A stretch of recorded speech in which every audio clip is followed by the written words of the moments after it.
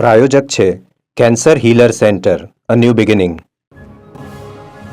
વિધાનસભા ગૃહમાં આમંત્રિત કલાકારોમાં વિક્રમ ઠાકોરની ગેરહાજરી મુદ્દે ઋષિકેશ પટેલે આપી પ્રતિક્રિયા.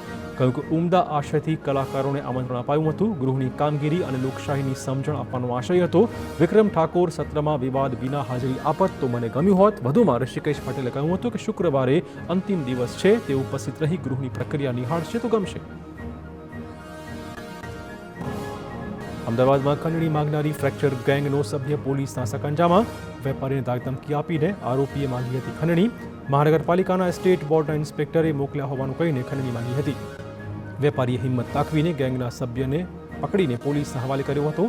પોલીસે અન્ય 2 આરોપીની શોધખોળ શરૂ કરી છે. વડોદરામાં પીએફ ઓફિસના લાંચિયા અધિકારીના ઘરે એસીબીનું સર્ચ ઓપરેશન. તપાસમાં અધિકારી વિનોદ શર્માના ઘરેથી 2 લાખની રોકડ મળી આવી. હવે એસીબી વિનોદ શર્માના બેંક ખાતાની અને અન્ય કંપનીઓને આપેલા મેમોની તપાસ કરશે. પીએફ ઇન્સ્પેક્ટર વિનોદ શર્માને એસીબીએ 40,000ની લાંચ લેતા પકડી પાડ્યા હતા. ગાંધીનગરના દહેગામમાં મામલતદાર અંગે હાથ પકડાયા છે લાંચ લેતા. એસીબી છટકો ગોઠવીને અધિકારીને ₹18,000ની લાંચ લેતા પકડી પાડ્યા છે. આ પહેલા 2022માં પણ તે ઝડપાયા હતા. પ્રવીણ પરમાર અગાઉ 2,60,000ની લાંચ લેતા પકડાયા હતા. નોંધ રદ કરવા અને ખોવાયેલા કાગળ પરત આપવા માંગી હતી લાંચ.